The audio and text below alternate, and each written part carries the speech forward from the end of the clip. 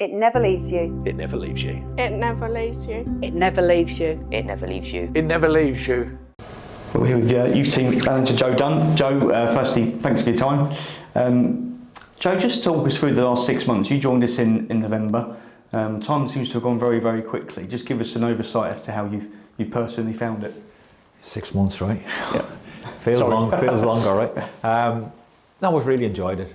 It's been a real challenge for me. I think I've said before about transitioning from senior level coaching to coming back to the youth team, adjusting, and I've really enjoyed it. I think we all as a group have enjoyed the experience of working together, trying to make it as close to a first team environment as we possibly could, to up the intensities in training, to try and drive standards that I know the club expect.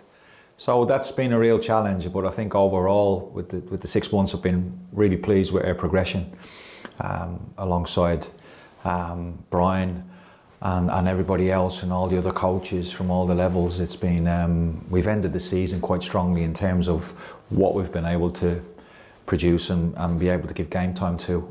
So it's been overall, when you measure success, people measure it in different ways. I think we can say we've been successful in terms of what we've been able to achieve.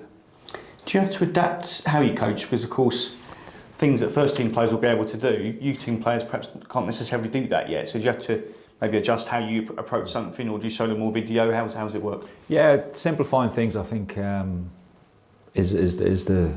I suppose that works at every level. Just simplifying the game for the players, trying to give them more patterns to work on in terms of seeing maybe one or two more things that you'd be expected to see if you go across to the first team. And I think that's how I've tried to work it with the help of everybody else since I've come in, is trying to give them that extra detail, that without going over the top. That when they go over, they can hold their own in the training session, and maybe one day when the manager calls on them, they're able to hold their own when they make their debut. Do you find during the game you have to coach more? Perhaps, but first team player might actually spot something before you spot it. Yeah. But actually, you have to do more in-game coaching. Have you found that at all? Yeah, that's my learning. That's sometimes there's so many turnovers in youth football. There's so many people learning the game through trial and error, more so than. On a match day, a senior match day, mistakes are costly sometimes, but I think key is their learning from the game, seeing there's a lot more to see. And what I realised quickly when I first came in is that I tried to analyse a couple of videos of the first two games, and it was just like, wow, I'm going through this like this. So that took a bit of time to adjust, and overall you just find the key bits for the guys to learn. Has the standard of the level 18s football, has that, I appreciate you've been new football before, but has the standard surprised you at all? Not necessarily. I think I always knew this league was competitive. I've always taken an interest in youth football, even when I was with the teams that I've always been at. I know that youth football is very competitive. The new format that I came into in terms of like Southeast, Southwest, is something that we did years and years ago, but not in a complete league basis. So strong teams, strong players in a lot of the teams, but I think every academy manager and every youth team manager up and down the country would say it's not necessarily about building teams, it's about producing individuals to be able to go into a senior team and hold their own.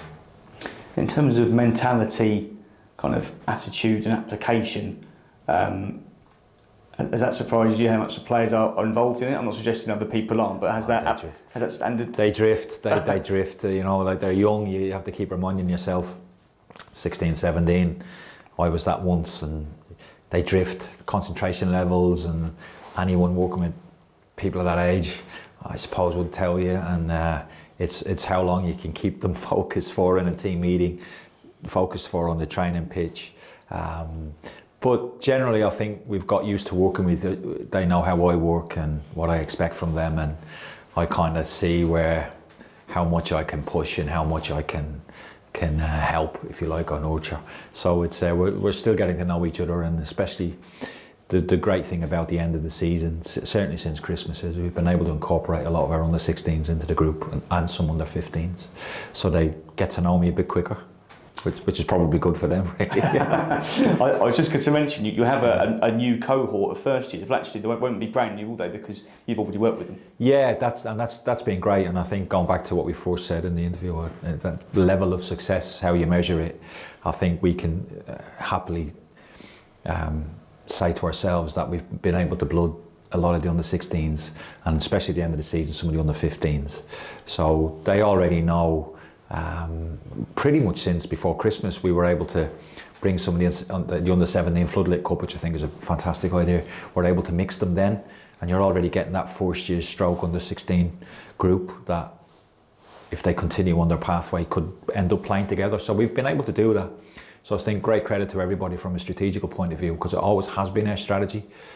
Certainly speaking to Brian and the other coaches about it, saying that by the time, if we can get some of our better players out on loan, and if we can blood some of our under 16s, we're going to win some, we're going to lose some, but we feel that the process will allow us to bed everybody in going into next season.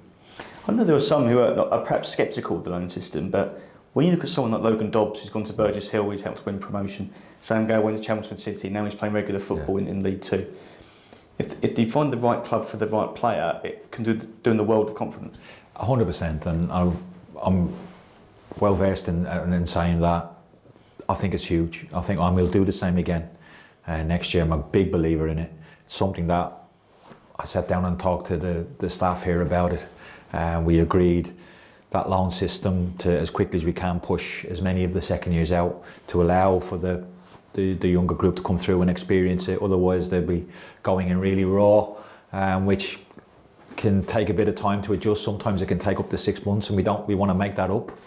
So I think great for Logan and Webby and people like that, and people who, Ben White even, who unfortunately obviously we've let go, but he's had that senior experience, so he's played at senior level, and there's many others. And I think you mentioned Sam had 2 or 3 loans. Sometimes it takes that, but obviously Logan, with the success of the playoffs, Webby with the close to getting to the playoffs with Chatham, and we're obviously appreciated for those clubs, but we'll be looking to do the same again next year with the group that we've got now, that we can certainly say it's time for you to now go and experience that, because I think it's important. And just finally, I'm sure you'll have a well-deserved break, Joe, but at what point during the off-season do you get itchy feet and go, do you know what, it's time to get back? Terrible, really. It's normally, I thought I'd get better as I get older. Just can't do it, can you? It's just like I get about a couple of weeks and then I'm just like already smelling the grass and wanting to get kicking those footballs. We've always have a football in the house. With my family, there's always one knocking around, even I'm chasing after the dog with it. And just a couple of weeks, and then you start to think about, okay, let's work on this and work on that, and you have your notebook next to you and jot a few things down. I've got the opportunity to do a bit of coaching in Dublin for a couple of days, which I've jumped on, just to keep me active. So just a football junkie, unfortunately, and I haven't learned as I've got older. I'll have my holiday and rest a bit, but yeah, if there's anything on the telly, I'll be watching it, and if there's anyone wants to talk football, I'm always available, so I just love the game, man. Well, I'm sure it will come around quick, Joe. We'll catch up with you in pre-season. Thanks thank you very much. Thanks a lot.